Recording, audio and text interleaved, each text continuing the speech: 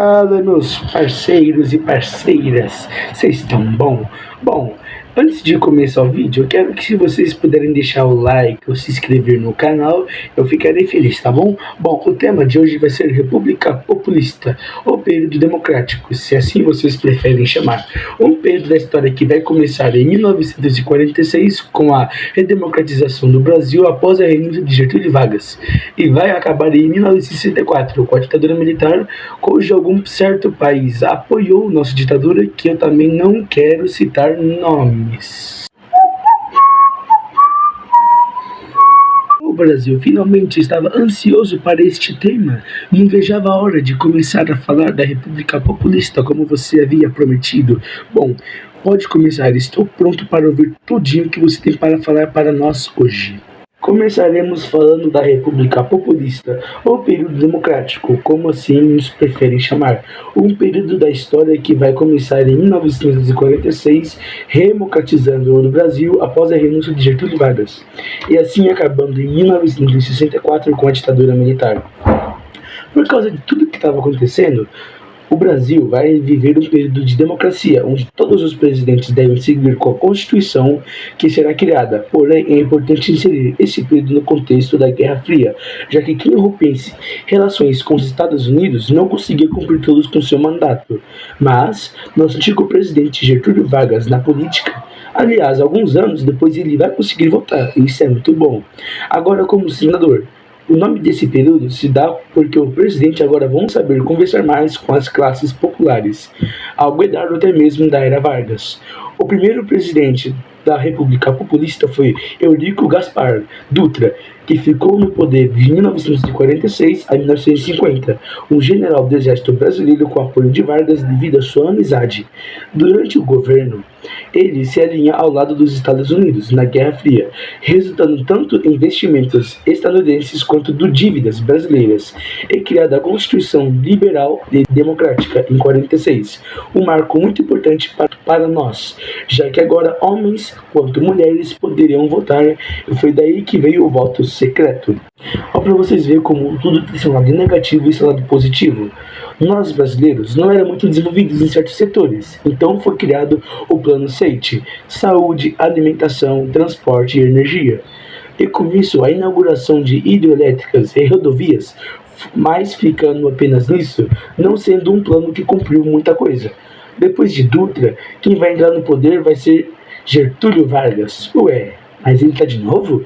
Calma, tem um porém. Dessa vez ele não vai ser um ditador, mas sim eleito pelo povo. Tudo isso graças à sua imagem interior, de pai dos pobres. Vargas vai aplicar uma política econômica nacionalista, fortalecendo a economia através de empresas estatais e não estrangeiras ou privadas, rompendo com os Estados Unidos, que vai ficar com sangue nos olhos. É para você ver, quem mexe com os Estados Unidos tem sempre um final ruim. Surge também em contrapartida a União Democrática Nacional, a UDN, que queria a privatização das nossas riquezas naturais, tendo um de seus principais líderes Carlos Lacerda. Através da campanha O Petróleo é Nosso, a sociedade consegue estatizar o petróleo brasileiro, ou seja, ele não será mais vendido para empresas internacionais. E justamente a criação da Petrobras, a pressão do exército da UDN e dos Estados Unidos passaram a ser muito maior em cima de Vargas, em decadência desses fatos. É pra você ver, se você mexe com petróleo, os Estados Unidos fica louco, e muito louco. Um dos principais acontecimentos que mancharam a sua imagem foi o atentado de Carlos Lacerda e assassinato do major da aeronáutica Rubens Vaz, onde o Gregório Fortanalto, segurança de Vargas, foi considerado o culpado. Hoje, historicamente, argumento que tudo foi uma armação para fazer com que a população fosse contra Getúlio Vargas. É importante ressaltar que, depois disso, a pressão para que ele renunciasse aumentou disparadamente e começaram a romper com esse laço de confiança que tinham com ele, desde 1930, resultando no seu suicídio dentro do Palácio Presidencial em 1954, deixando apenas uma carta falando para muitos pela população, ao mesmo assim tentaram acabar com a sua reputação. No final, temos a sua famosa frase: eu saio desta vida para entrar na história, oferecendo sua morte em sacrifício pelo povo brasileiro. Além disso, Vargas se matou para evitar uma ditadura militar que já estava sendo, infelizmente, planejada. De 1954 a 56, quem cumpre o mandato do ex-presidente Getúlio Vargas vai ser Café Filho, que só vai cumprir um mandato, sem grandes feitos por sua parte histórica. Em 1956, um dos presidentes mais emblemáticos, Juscelino Kubitschek, conhecido popularmente como JK, que já tinha sido prefeito de Belo Horizonte, governador de Minas Gerais, era médico extremamente inteligente e que vai ficar nesse cargo até 1961. O tipo de governo dele foi o nacional, o desenvolvimento do Brasil, a nação não necessariamente com empresas estatais, mas agora privadas, se abrindo novamente ao capital internacional. Implementou o plano de metas conhecido pela frase 50 anos em 5, o maior período de desenvolvimento da história, mas como nem tudo são flores, a dívida do Brasil cresceu absurdamente para que isso não pudesse acontecer. JK investiu muito em indústrias de bens de consumo não duráveis, como eletrodomésticos, rádios, televisão, entre outros, e bens de consumo duradouros, resumido na indústria de automobilísticas. O governo ficou conhecido como isso, anos duradouros com a expansão de energia elétricas e melhoria nos transportes. Crescimento das cidades. Consumo interno. Seu principal marco foi a construção de Brasília, a nova capital federal, até hoje tendo o principal motivo de sua criação desenvolver o interior do Brasil. Encontrar-se na região centro-oeste, ainda outras regiões também que vão se desenvolver, que vão ainda se desenvolver, né não? Brasília foi uma das cidades que recebeu muita gente, e com isso, o período JK é conhecido pelo maior êxodo rural do Brasil. E não para por aí, também foi responsável pelas rodovias federais, as BRS, ligando Brasília às outras capitais estaduais. Mais uma coisa, ele também criou a Superintendência de Desenvolvimento do Nordeste, a CUDNE. E tem mais, ele aprimorou a infraestrutura. O cara não descansava nunca. É claro, se você pensa que acabou aqui, você está completamente errado. Ele aumentou o emprego industrial, expandiu a classe média urbana, enfim, já deu para perceber que ele queria fazer tudo ao mesmo tempo, não é não? O cara não parava nunca, ele era uma máquina em pessoa. Devido a essas grandes movimentações financeiras, ele é acusado de corrupção e os índices de inflação aumentam, o que aumentou também fora as desigualdades sociais do país. Ele consegue concluir seu mandato, mas em baixa. E foi aqui que o governo de Juscelino Kubitschek vai acabar. O próximo presidente será Jânio Quadros, entrando em janeiro de 1961, e renunciou 7 meses depois, em agosto.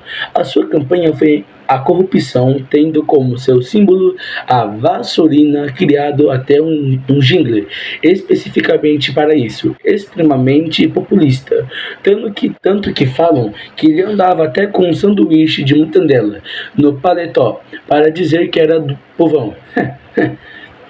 A favor da moral e um dos bens costumes, proibiu os biquínis em locais públicos, inclusivamente praias, brigas de galo, lança de perfume, inclusive chegou a proibir skate em São Paulo. E é exatamente por essas coisas que ele é lembrado um dos mandatos mais confusos do período democrático. O cara era simplesmente louco, né não?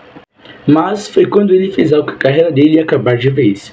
Jânio Quadros rompe relações com os Estados Unidos e se aproxima de países socialistas como a União Soviética, a China e Cuba. Seu vice-presidente João Goulart, carinhosamente apelidado como Jango, ex-ministro do Trabalho do governo de Vargas de 51 a 54, vice-presidente de Juscelino Kubitschek e agora vice do Janino, porque as eleições para presidente e vice eram separadas, uma completa confusão. João Goulart não gostava dos Estados Unidos, então ele influencia muito Jânio Quadros. Nesse quesito, até mesmo Che Guevara, um dos líderes da Revolução Cubana, veio ao Brasil e recebeu a medalha de honra do Cruzeiro do Sul pelo presidente Janinho. Durante o governo, ele mostrou muito fraco, então aproveitar que João Goulart estava na China, planeja um golpe não muito inteligente. Ele renuncia do poder, alegando impossibilidade de governar ao lado do seu vice. A esperança que era a sociedade ficasse, volte por favor, nós imploramos, eu colocasse de volta, mas na verdade isso não aconteceu. O cara era realmente burro, não tinha o que fazer aqui. O vídeo está muito longo, então eu vou fazer a parte 2 que vai ser lançada junto com esse vídeo. Bom, esse vídeo aqui é a parte 2, porque aquele outro não deu para acabar aqui no TikTok. Então, para aquele vídeo ficar completo, esse daqui é a continuação daquele vídeo de onde parou. Então, bora lá. Nossa, Brasil, estou impressionado com a sua história. Tanta coisa acontecendo em tanto pouco tempo. Como é que você aguentou tudo isso? É, Portugal, não é fácil não, viu? E tem mais coisa para falar. Fica assistindo que não vai terminar agora.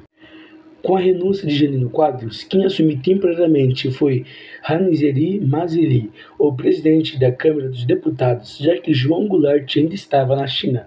Porém, pelo mesmo motivo de Café Filho, não vamos entrar muito sobre ele. Então vem aí o último presidente da República Populistas e já vamos ver o porquê ele deve ser o último, João Goulart. E eu quero que vocês vejam um discurso dele que vai passar aqui agora na tela.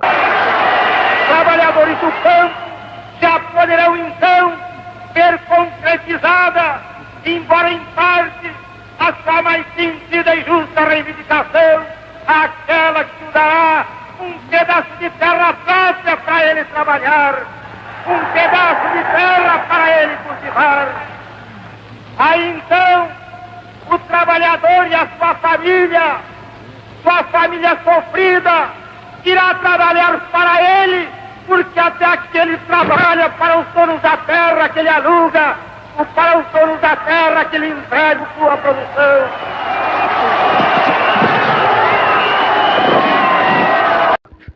Eita, discurso bom. João Goulart que volta pro Brasil, mas só tem um único probleminha. O povo não quer ele como presidente, já que falavam que ele era comunista. Ele não era de fato comunista, mas era ligado a muitos fatores populares. Então por isso que julgaram ele como comunista. João Goulart foi o melhor presidente que este país teve, que nós tivemos, na verdade. João Goulart vira sim presidente, mas agora de 1961 a 63, o Brasil se torna uma república parlamentarista, assim tendo seus poderes reduzidos. Quem governa de fato era o parlamento, o primeiro-ministro sendo Tancredo Neves, uma figura também muito importante. Em 1963, através de uma votação, a população decide que quer voltar do presidencialismo, com o João Goulart voltando a exercer seus poderes.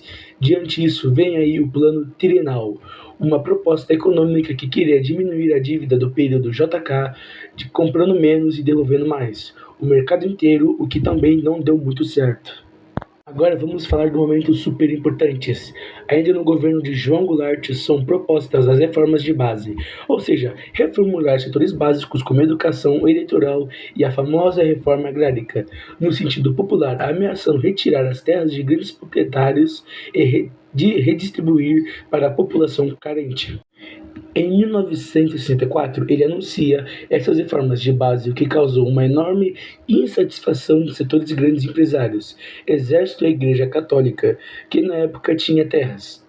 Todos os grupos conservadores. Até os Estados Unidos vai criticar, falando ser coisa de comunista. E vamos ver muito em breve o que ele vai apoiar, um dos momentos mais sombrios da história brasileira. Novidade nenhuma que esse país em cima de nós, apenas ditadura. O que ele não faz para um país ser comunista, né não? Sendo assim, a igreja propõe a Marcha da Família, com Deus pela Liberdade, um evento com a presença de mais de 100 mil pessoas, que foram contra João Goulart, com medo do Brasil se tornar uma nova Cuba. Mas isso já vai ficar para outro vídeo. Bom, como vocês puderam ver, o vídeo ficou meio longo.